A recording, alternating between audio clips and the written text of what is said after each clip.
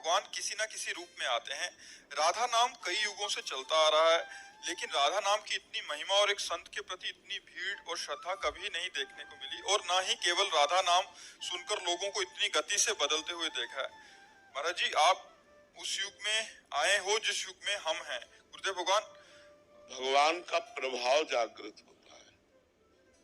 भगवान तो सबके हृदय में है, सब भगवान के अंश से अवतरित हुए हैं। अब भगवान जहां जितना प्रकाश कर देते हैं, किसी को प्रकाशित किया 100 आदमी को बदल दिया, किसी संत को प्रकाशित किया 1000 आदमी को, किसी को प्रकाशित किया देश का देश बदल, तो वो भगवान का प्रभाव होता है, वो भगवान का प्रकाश होता है, व्यक्ति का नहीं होता। इस व्यक्ति का प्रभाव नहीं है, उस परमात्मा का प्रभाव है। वो चाहता है तो उस वाणी में बैठ करके जीव का मंगल कराने लगता है। वो चाहता है तो नाम का प्रकाश होने लगता है। क्या राधा नाम हम ही ने पहली बार लिया? क्या बहुतों ने लिया है, बहुतों ने गाया है, महिमा गाई है।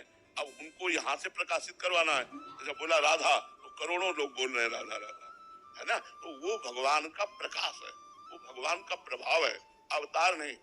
और भगवान जब अवतार लेते हैं तो अपनी अनंत शक्ति से लेते हैं। दुष्टों का संहार करना, भक्तों को सुख देना, प्रेममयी लीला करना, मतलब वर्षा कर देते हैं भगवान जब अवतार लेते हैं। और पापियों को भी भगवान परम पद देते हैं, बिना साधना के भी परम पद देते। अवतार एक अलग चीज है। अवतार का मतलब होता है स्वयं भगवान पधारे हैं। हम लोग सब भगवान के अंश हैं।